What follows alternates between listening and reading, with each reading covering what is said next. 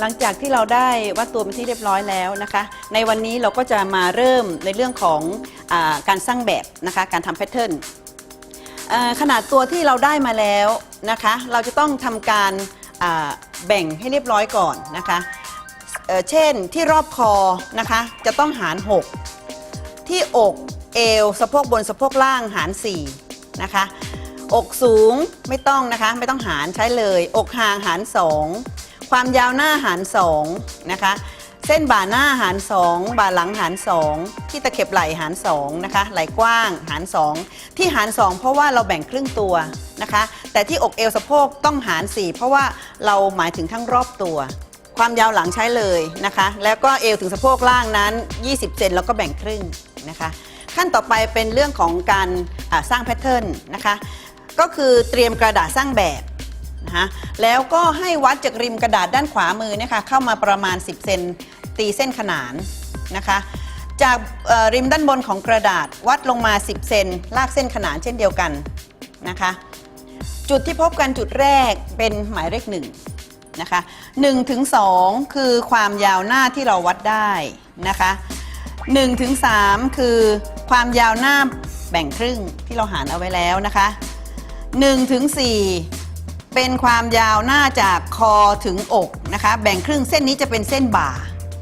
นะคะ2นี่เป็นเส้นเอว2ถึง5คือเส้นสะโพกบน10เซนนะคะ5ถึง6เป็นเส้นสะโพกบนถึงสะโพกล่างอีก10เซน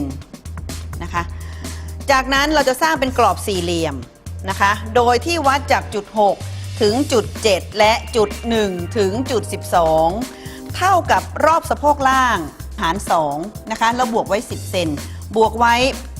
สำหรับเป็นแนวของการเผื่อตะเข็บนะคะเผื่อรวมและเผื่อตะเข็บจากนั้นเราก็ลากเส้นเชื่อมจุดต่างๆนะคะก็จะได้หมายเลข7 8 9 10 11 12นะคะจุด13เราจะเริ่มที่คอก่อนนะคะ13นั้นให้วัดจากจุด1เข้ามาเท่ากับรอบคอหาร6ที่เราคำนวณได้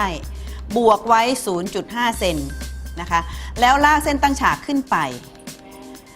ลากเส้นตั้งฉากขึ้นไป13ถึงจุด14เท่ากับรอบคอหาร6บวก1เซน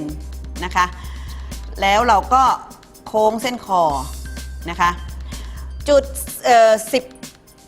จุด15นะคะเกิดขึ้นระหว่างการแบ่ง13กับ14แล้วก็ลากเส้นตรงจากเส้นกลางตัวแผ่นหน้านะคะออกมาเท่ากับไหล่กว้างหาร2นะคะคือ19เซนเป็นหมายเลข16ลากเส้น14ถึง16นะคะเส้นนี้จะเป็นเส้นแนวของตะเข็บไหล่17คือจุดแบ่งครึ่งระหว่าง14ถึง16ค่ะเส้นนี้เป็นเส้นเกล็ดไหล่นะคะให้วัดจากจุด3ถึงจุด19นะคะเท่ากับครึ่งหนึ่งของอกห่างจุด17ถึง18ตรงนี้นะคะเราได้มาจากรอบอกหาร2ได้ผลลัพธ์เท่าไหร่ให้หาร10นะคะได้ผลลัพธ์เท่ากับ 4.4 ความกว้างของเกล็ดอกตรงนี้เท่ากับ 4.4 เซนนะคะพอเราได้เส้นอกห่างแล้วให้ลากเส้นอกห่างนั้นขนานลงมาที่เส้นสะโพกล่างนะคะจากนั้นใช้สายวัดจากจุด1มาหาจุด19เท่ากับความเท่ากับอกสูงนะคะ 19.5 จากนั้นก็ลากเส้นเกล็ด17ถึง19 18ถึง19นะคะจุด20นะคะตรงนี้วิธีการที่จะขีดเส้นเกล็ดนะคะให้วัดจะให้พับเส้น17ถึง19ตรงนี้ค่ะพับตรงนี้ให้เป็นสันนะคะแล้วก็ทับเส้นนี้มา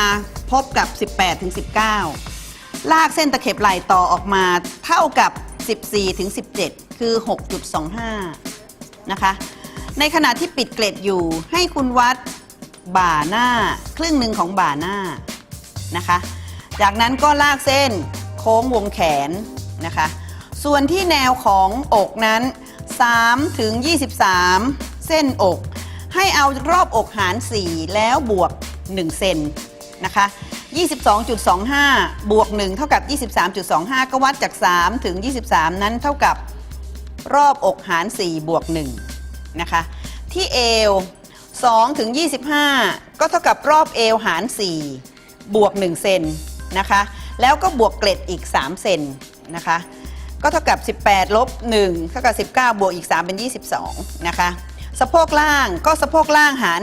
4บวก1นะคะทำไมแผ่นหน้าจึงต้องบวก1เพราะวิธีการสร้างแบบนั้นเราจะให้แผ่นหน้าใหญ่กว่าแผ่นหลัง1เซนเพื่อให้ตะเข็บข้างนั้นแอบไปทางด้านหลังนะคะความกว้างของเกล็ดนะคะความกว้างของเกล็ดเราจะวัดออกมาข้างละ1เซนครึ่ง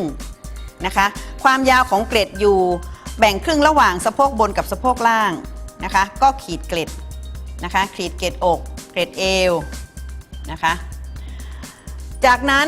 ก็จะโค้งวงแขนจาก21ถึง23นะคะวิธีการโค้งวงแขนตรงนี้เราจะใช้ไม้นกแก้วตรงนี้ช่วยนะคะเช่นในตำแหน่งของคอนะคะให้ยกวงกลมไว้ที่แนวคอปลายแหลมขึ้นด้านบนนะคะแล้วก็ให้ไม้บรรทัดนั้นสัมผัสจุด1และจุด14โค้งวงคอส่วนวงแขนนะคะให้พลิกไม้บรรทัดนกแก้วนะคะด้านกลมยังอยู่ด้านล่างด้านแหลมอยู่ด้านบนนะคะให้วางจุดสัมผัส21ไม้บรรทัดวางจุดสัมผัสที่จุด21และจุดที่23นะคะแล้วก็โค้งจะได้วงแขนนะคะแผ่นหน้าเสร็จแล้วต่อไปเริ่มที่แผ่นหลังที่แผ่นหลังนั้นให้วัดจากจุด9สูงขึ้นไปถึงจุด30เท่ากับความยาวของแผ่นหลังนะคะจากนั้นตีเส้นฉากออกมา30ถึง31เท่ากับรอบคอหาร6แล้วบวก1เซนนะคะตรงนี้คือคอหาร6บวก1จากนั้นให้แบ่งตรงนี้เป็น3ส่วนก็คือ 6.8 หาร3ได้เท่ากับ 2.2 นะคะก็ให้วัดจาก31ถึง32นั้นเท่ากับ 2.2 เซนที่จุด12กับจุด30นะให้แบ่งครึ่งนะคะตีเส้นออกมานะคะตีเส้นออกมาให้วัดจาก32มาจนถึง34เนี่ยค่ะเท่ากับตะเข็บไหล่ของแผ่นหน้าบวก1นะคะบวก1บวกไว้ทำอะไรบวกไว้ทำเกล็ดไหล่หลังค่ะนะคะที่บ่าหลังเส้นนี้คือเส้นบ่าหลัง11ถึง35เท่ากับบ่าหลังหาร2แล้วบวกไว้ครึ่งเซนบวกไว้ทำอะไรสำหรับเวลาที่เราจะขยับตัวนะคะจะได้มีเนื้อที่เผื่อหลวมนะคะที่เส้นอกจุด10ถึงจุด36ก็ได้เท่ากับรอบอกหาร4ในเมื่อแผ่นหน้าเราบวก1นะคะแผ่นหลังก็ต้องลบออก1เพื่อให้มันเท่าเดิมนะคะ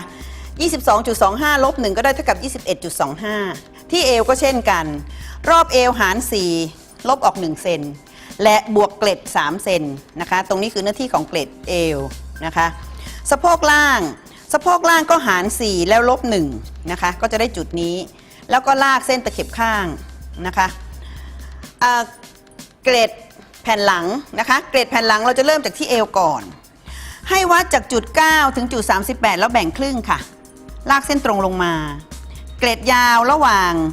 สะโพกบนกับสะโพกล่างแบ่งครึ่งกันนะคะเกล็ดกว้างข้างละ 1.5 เซนแล้วก็ลากเส้นเกล็ดนะคะส่วนแผ่นหลังนั้นเกล็ดไหล่หลัง32ถึง43เนี่ยค่ะได้เท่ากับ14ถึง17คือความยาวของแต่ละจุดต้องเท่ากันนะคะคือ 6.25 ลากใช้ไม้บรรทัดนะคะตีเส้นตรงจาก43มาถึงจุด41เป็นเส้นตรงเดียวกันการขีดเส้นนี้เป็นตัวนำสำหรับเวลาที่คุณจะตัดเส้น Princess Line เส้นนี้จะสวยนะคะไม่ต้องแต่งอะไรมากจากนั้นความยาวของเกล็ดไหล่หลัง7เซนความกว้างตรงนี้เราบวกไว้1เซนนะคะ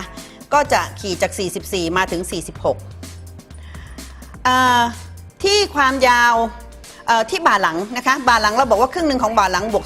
0.5 ให้คุณลากเส้นตรงขึ้นไปที่ปลายไหล่นะคะแล้วก็ตีฉากออกมานะคะส่วนเกล็ดอีกเส้นหนึ่งก็จะขีดตรงนี้นะคะก็จะได้เกล็ดที่เอววิธีการโค้งวงแขนหลักการเดียวกันนะคะวงแขนและวงคอที่วงคอแผ่นหลังนั้นไม้โค้งที่ไม้นกแก้วเนี่ยค่ะด้านปลายแหลมนะคะด้านที่เป็นปลายแหลมตรงนี้จะสำหรับไปโค้งคอหลังให้วางด้านตรงแนวตรงนั้นอยู่ที่จุด30นะคะ แล้วก็ให้สัมผัสไม้บรรทัดนี่สัมผัสจุด30และจุด32ก็โค้งคอหลังนะคะส่วนการโค้งวงแขนเช่นเดิมวงกลมอยู่ด้านล่างปลายแหลมอยู่ด้านบนนะคะก็จะโค้งวงแขนแผ่นหลังหลักการของการโค้งวงแขนแผ่นหน้าและแผ่นหลังนะคะข้อสำคัญก็คือจะต้องวางตรงนี้ให้เป็นมุมฉากเสมอนะคะอย่าโค้งวงแขนเข้าไปในนี้เด็ดขาดนะคะทั้งสองข้างเพราะว่าจะทำให้เสื้อไม่สวยนะคะต้องตีเป็นเส้นฉากเสมอนะคะส่วนแนวสะโพกนะคะไม้ตัวนี้ก็จะช่วยได้ในเรื่องของการโค้งสะโพกนะคะใช้ได้อีกด้านหนึ่งก็พลิกกลับอย่างนี้นะคะการสร้างแบบตัดทำแพทเทิร์นเสื้อมาตรฐานนั้นเสร็จแค่นี้ค่ะ